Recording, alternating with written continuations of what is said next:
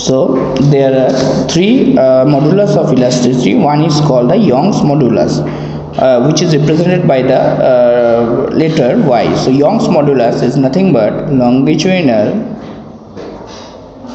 stress by longitudinal strain. Similarly, whenever we actually find there is a volume stress, regarding that, whenever there is a volume change, so this volume change can be characterized by a particular constant which is called the bulk modulus. So this bulk modulus is represented by the figure beta. So beta is volume stress by volume strain. So these are the stress or divided by volume strain. Now there is another factor which is actually called the part which is called the shear stress to the shear strain, and this part called the modulus of rigidity, and it can be represented by the figure eta. So eta equal to shear stress by shear strain. So these three are the modulus of elasticity. One is called the Young's modulus, which is nothing but longitudinal stress by longitudinal strain.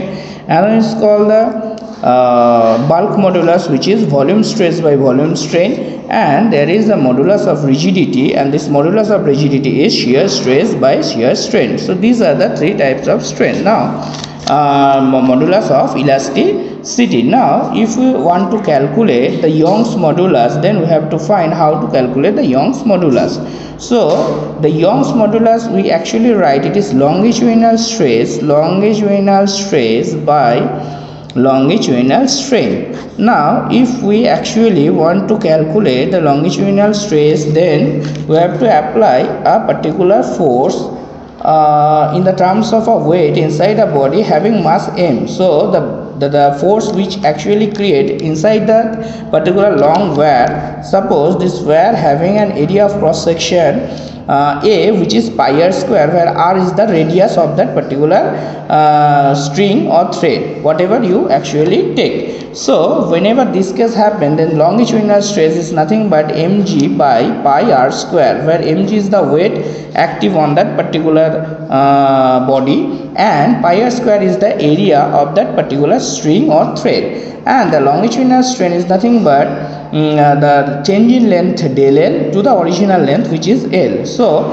we actually tell that the y is mgl by pi r square into del L. So this is the mathematical formula how to find the longitudinal stress to longitudinal strain, and it is actually termed as the Young's modulus. So that's how you can actually calculate the Young's modulus by the experimental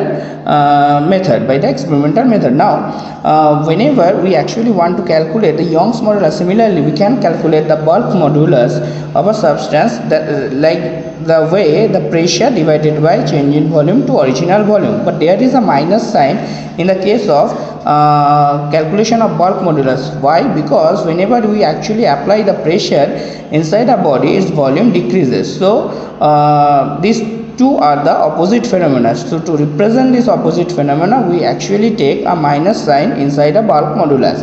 Similarly, if we want to calculate the rigidity modulus, then it is nothing but f by a by theta, where theta is the angle made by the original length with the previous length or the previous shape of the body. So that's how we can actually calculate these three types of Young's this three type of modulus of elasticity. So thank you.